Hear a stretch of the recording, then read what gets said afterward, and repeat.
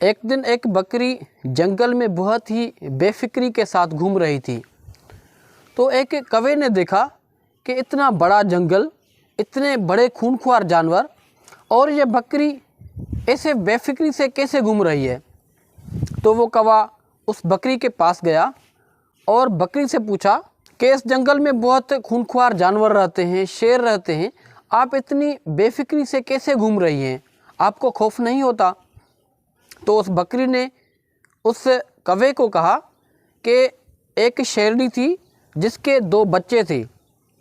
وہ شیرنی بیچاری اس دونوں بچوں کو جنم دینے کے بعد مر گئی تھی، اور میں نے ان شیرنی کے دونوں بچوں کو پالا تھا۔ آج وہ بچے جوان ہو گئے ہیں اور شیر ہو گئے ہیں، اور انہوں نے جنگل میں اعلان کر دیا ہے کہ بکری کی طرف کوئی بھی میلی آنکھ اٹھا کر نہیں دیکھے گا۔ تو اس کے بعد مجھے کوئی فکر نہیں، اس لیے میں آزاد گھوم رہی ہوں۔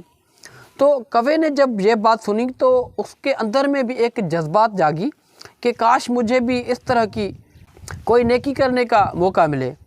ایک دن کوا کہیں اڑتے جا رہا تھا، اس نے دیکھا کہ ایک چوہا پانی میں ڈبکیاں مار رہا تھا۔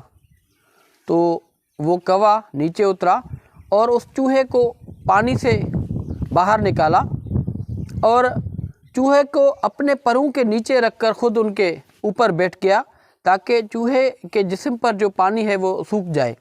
تو کچھ ہی دیر میں نیچے چوہے نے یہ کیا کہ اس کے جو پنکھ تھے کوے کے، ان کو کاٹ ڈالا۔ کوا بہت ہی گھمنڈ میں تھا کہ اس نے بڑا ہی ایک زبردست نیکی کا کام کیا ہے۔ جب چوہا سوکھ گیا تو کوا اڑ کر جانے لگا۔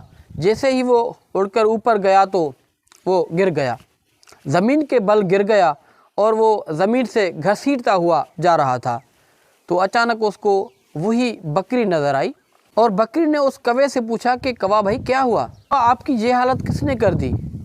تو کوے نے کہا کہ آپ نے میرے ساتھ دھوکہ کیا ہے، میں نے چوہے کے ساتھ اچھائی کی اور میری یہ حالت ہو گئی۔ تو اس بکری نے کہا کہ اچھائی کرنے سے پہلے اس کی اوقات اور ذات کو ضرور دیکھنا چاہیے تھا آپ کو۔ تو دوستو، اس دنیا میں ہمیں اچھائی کرنی چاہیے، لیکن یہ بات سمجھ لیں کہ اچھائی کرنے کے بعد آپ کو اس کا صلہ ضرور ملتا ہے، اور وہ کس طرح کا صلہ ہوتا ہے؟ شیر کے بچوں کی طرح یا اس چوہے کی طرح۔